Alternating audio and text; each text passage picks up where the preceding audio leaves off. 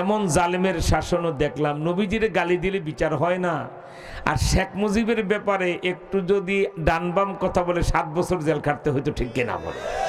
যেই জাতি এত বেইমানি করে, নবীরে গালি দিলে কোনো আইন হয় না, আর দলীয় নেতারে গালি দিলে 7 বছর জেল হয়, ওই জাতির উপরে জাতীয় গজবই আল্লাহ ফালান, ঠিক কিনা বলে?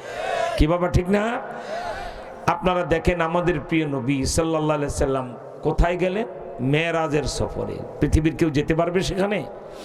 আল্লাহ রসুল মেরাজের রাতে যেখানে ঘুরে এসেছেন, পৃথিবীর কোনো টেকনোলজি, কোনো বিজ্ঞান, কোনো রকেট যান, কোনো মানুষ, কোনো পদার্থ সেখানে পৌঁছা সম্ভব না। কারণ বৈজ্ঞানিকরা একমত। আমরা চাঁদের দেশেতে গেলাম আমরুস্টার নাম হলে সে 72-73 সালে। এরপরে জাতি এখন মঙ্গল গ্রহ গেল পৃথিবী। সেখানে যাওয়ার পরে চাঁদের দেশের অনেক উপরে মঙ্গল গ্রহ, সেখানে যাওয়ার পর বৈজ্ঞানিকরা একমত হয়েছে মঙ্গল গ্রহের আরো উপরে এমন একটা স্তর আছে, তার উপরে আর এই জড় পদার্থের পৃথিবীর কোনো বস্তু প্রবেশ করতে পারবে না। কেন?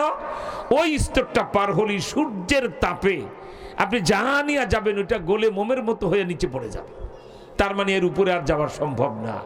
অথচ আমাদের নবীজির মেরাজের প্রথম সিঁড়িতেও বলদরা যেতে পারে নাই, ঠিক কিনা বলে? আলহামদুলিল্লাহ বলে।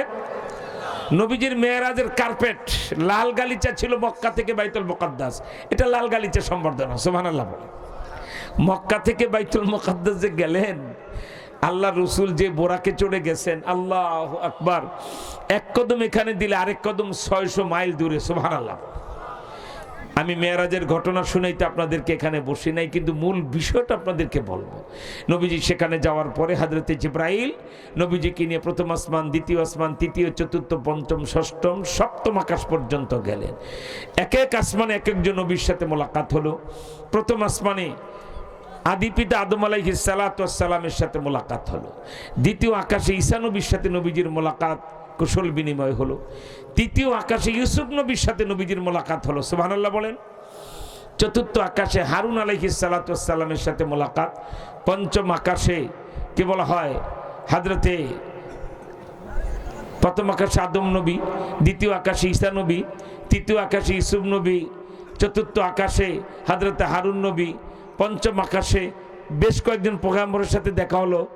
এর মধ্যে ষষ্ঠ আকাশে যে মুসা আলাইহিস সালাতু ওয়াস সালামের সাথে মোলাকাত হয়ে গেল, আলহামদুলিল্লাহ।